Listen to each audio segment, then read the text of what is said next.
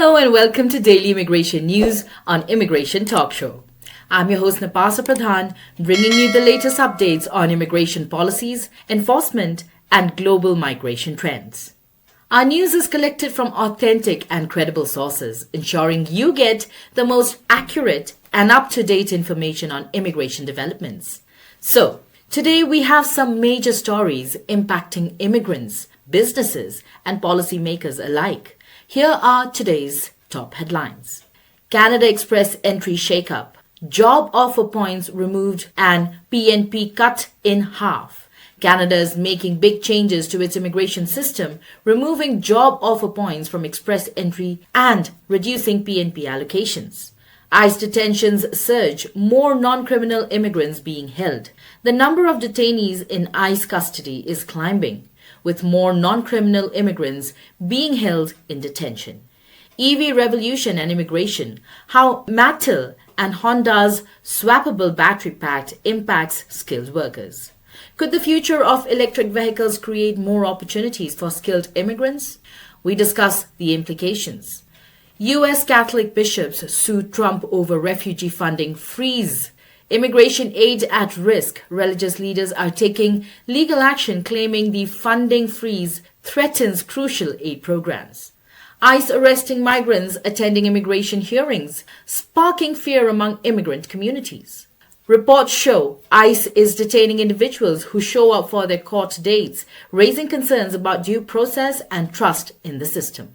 U.S. freezes immigration applications for migrants admitted under Biden programs. Some migrants who arrived under Biden-era programs now face application freezes, creating uncertainty about their status. Knox County expands jail contract to hold more immigration detainees. The country is increasing its capacity to detain immigrants, adding more space to ICE detainees. Florida rushes to implement strict immigration laws, appoints architect of controversial migrant flights to lead enforcement board. Florida is doubling down on its immigration crackdown with new leadership in enforcement. ICE detention surges as administration expands deportation efforts, including transfers to Guantanamo Bay. Detainees are now being transferred to Guantanamo Bay as part of expanded deportation strategies. Stay with us as we break down these developments and what they mean for you. Let's dive in. First up, we have Canada Express entry shakeup. Job offer points removed and PNP cut in half. In a major immigration update, Canada's Immigration, Refugees and Citizenship Canada (IRCC) has invited 646 candidates for permanent residency under the Provincial Nominee Program (DRAW). The required CRS score was 750 and profiles had to be created by July 23, 2024. But here's the big news. Starting spring 2025, job offer points will no longer count toward express entry CRS scores. Previously, candidates could earn 50 to 200 extra points for a job offer, but this change will make the system more competitive. Additionally, PNP admissions are being slashed from 110,000 in 2024 to just 55,000 in 2025, while express entry will play a bigger role in selecting skilled immigrants. ICE detentions surge, more non-criminal immigrants being held. A significant shift in U.S. immigration enforcement has been revealed through new ICE data, showing a sharp rise in the detention of immigrants without criminal records. This development appears to contradict the Biden administration's stated focus on prioritizing arrests of individuals with serious criminal backgrounds. As of February 9, 2025, ICE had 41,169 individuals in detention, the highest number recorded since President Biden took office. The surge was entirely due to a rise in ICE arrests as Customs and Border Protection (CBP) bookings actually declined during the same period. What's most alarming is the rapid growth in the detentions of non-criminal immigrants. Between January 12th and February 9th, their numbers tripled, rising from just 6% to 14% of the total detained population. In contrast, detentions of immigrants with prior convictions increased only slightly. Critics argue that this trend raises serious questions about the administration's enforcement priorities, transparency, and the strain on detention resources. The data suggests a growing disconnect between official statements and the reality of immigration enforcement on the ground. EV revolution and immigration. How Matel and Honda's swappable battery impacts skilled workers. India's EV industry is accelerating with Matel Motion and Energy Solutions partnering with Honda Pack Energy India to introduce an e-powertrain with swappable battery technology. This innovation, aimed at tackling range anxiety and long charging times, will significantly benefit the commercial sector by reducing vehicle downtime. But what does this mean for immigration? As India's EV ecosystem expands, there will be a growing demand for skilled professionals in battery technology, EV manufacturing, software engineering, and sustainable energy solutions. This shift could drive more global talent mobility, with Indian engineers seeking opportunities in leading EV markets like Canada, the US, and Europe, and international experts coming to India to support its green transition. Additionally, as major automakers expand battery swapping infrastructure, investment in EV supply chains could lead to new work visa pathways for skilled workers specializing in renewable energy and smart mobility solutions. With Honda already expanding its battery swapping service in Bangalore, Delhi, and Mumbai, India's EV boom could soon influence global hiring trends in the clean tech sector. U.S. Catholic bishops sue Trump over refugee funding freeze. Immigration aid at risk. In a major legal battle over immigration policy, the U.S. Conference of Catholic Bishops, USCCB, has sued the Trump administration for halting funding to a critical refugee resettlement program. The lawsuit argued that the administration's funding freeze undermines the Refugee Act of 1980, which has long allowed nonprofits like the USCCB to assist in resettling refugees across the U.S. For over 4 decades, the USCCB has helped resettle more than 930,000 refugees, relying on government funding to provide essential services. However, soon after Trump took office, the State Department's Bureau of Population Refugees and Migration suspended payments, leaving thousands of refugees and aid workers in limbo. The lawsuit claims that despite an agreement to reimburse the USCCB for services up to January 24th, the government has yet to follow through, forcing the organization to lay off 50 employees and jeopardizing crucial aid to refugee families. The legal battle adds to the growing number of lawsuits challenging the administration's restrictive immigration policies, highlighting ongoing tensions over refugee resettlement in the U.S. ICE arresting migrants attending immigration hearings, sparking fear among immigrant communities. Immigration and Customs Enforcement (ICE) agents have reportedly intensified their enforcement actions, arresting migrants who show up for routine immigration check-ins and court hearings across multiple states. These arrests come as part of the Trump administration's aggressive deportation policies, which allow ICE officers to detain individuals in or near courthouses, so long as they do not violate state laws. Reports from Tennessee, Florida, New York, Minnesota, and other states indicate that dozens of immigrants, including those without criminal records, have been detained. In Delray Beach, Florida, a group of people was allegedly tricked into visiting an immigration office, only to be detained and taken into ICE custody. ICE officials have denied any deceptive tactics. In Nashville, at least 3 non-criminal immigrants were detained during routine check-ins since Trump took office. Meanwhile, a New York judge confirmed that ICE agents have been making arrests inside courthouse hallways and outside court buildings, raising concerns about due process and fear of attending legal proceedings. ICE has defended the arrests, stating that individuals with final orders of removal must be deported as per immigration law. However, immigration advocates warn that these tactics could discourage individuals from attending check-ins, which could further increase deportation risk. Under a recent Trump administration directive, enforcement officers can expedite deportations for individuals with removal orders. even if they have pending proceedings or appeals. Many immigrants now face a grim dilemma, attending their check-ins and risk immediate detention, or miss them and face deportation for failure to appear. U.S. freezes immigration applications for migrants admitted under Biden programs. The Trump administration has paused immigration applications for hundreds of thousands of migrants who were welcomed into the U.S. under Biden-era parole programs, citing fraud and security concerns.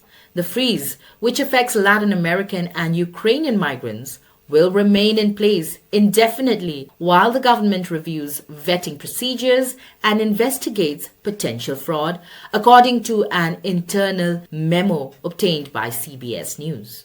The affected programs include Uniting for Ukraine, which allowed 240,000 Ukrainians fleeing the Russian invasion to enter the U.S. CHNV Cuba, Haiti, Nicaragua, Venezuela program, which brought in 530,000 migrants sponsored by U.S. citizens. Family reunification parole programs, allowing certain migrants from Colombia, Ecuador, Haiti, Cuba, and Central America to wait in the U.S. for their green cards. Many of these migrants had applied for other immigration benefits, including temporary protected status or TPS, asylum, and green cards. However, under the new directive from U.S. Citizenship and Immigration Services, USCIS, all pending applications from these individuals are now frozen. This move effectively blocks migrants from transitioning to permanent legal status, leaving them at risk of deportation if their parole status expires. Former USCIS legal chief Lyndon Melmed warned that the freeze could leave many in limbo, with no clear path to legalization. The memo issued by USCIS official Andrew Davidson points to fraud concerns, including serial sponsors and applications using the identities of deceased individuals. The Trump administration has also authorized expedited deportation for certain CHNV migrants and is reportedly drafting plans to revoke their parole status entirely. While the cause could eventually be lifted, it will only happen after a comprehensive review of migrants admitted under these programs, leaving thousands uncertain about their future in the U.S. Knox County has more than doubled the number of immigration detainees it can hold under a renewed contract with the U.S. Marshals Service, increasing capacity from 50 to 103 beds. The move, signed just 2 days after President Trump took office in January, aligns with the country's existing 287G agreement with ICE, which allows local law enforcement to detain undocumented immigrants on behalf of federal agents. Key changes. The jail now houses 74 men and 29 women under ICE detention. Immigration detainee numbers have surged, setting records for 4 consecutive months. November, 109 detainees, December, 115 detainees, January, 156 detainees, and February, as of the 18th, 172 detainees. Despite repeated inquiries, Knox County Sheriff's Office has refused to answer questions about the expansion, including how the additional 53 new beds are being accommodated. The increase has sparked criticism from immigrant rights advocates who argue the policy separates families and disrupts local communities. Lisa Sherman Luna, director of the Tennessee Immigrant and Refugee Rights Coalition, denounced the expansion, recalling a former sheriff's remark about stacking immigrants like cordwood.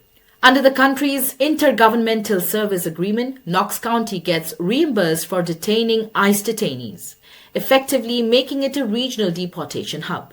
With 90% of ICE detainees coming from outside the county, this expansion signals a growing role for Knox County in the federal immigration enforcement system. Florida is moving quickly to enforce new stringent immigration laws signed into effect.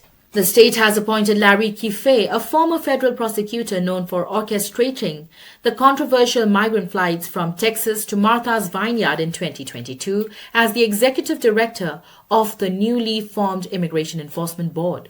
This board will oversee the implementation of laws that tighten penalties for undocumented immigrants, including the potential for the death penalty of those convicted of certain crimes. He highlights the new legislation increases penalties for undocumented immigrants committing crimes, including a provision mandating the death penalty for certain offenses like first-degree murder. The laws also eliminate in-state tuition for undocumented students in Florida, public colleges and universities, and introduce a new state crime for entering Florida illegally. DeSantis and state lawmakers set aside $298 million to fund these initiatives, though the governor had initially requested $350 million. The state's migrant transportation program has been expanded, though Florida will now require federal authorization to deport immigrants, as state leaders have been restricted by federal law. Mixed signals are being sent about who will be targeted for deportation. DeSantis calls for a broad net, while Senate leaders say enforcement will focus on criminals and bad people.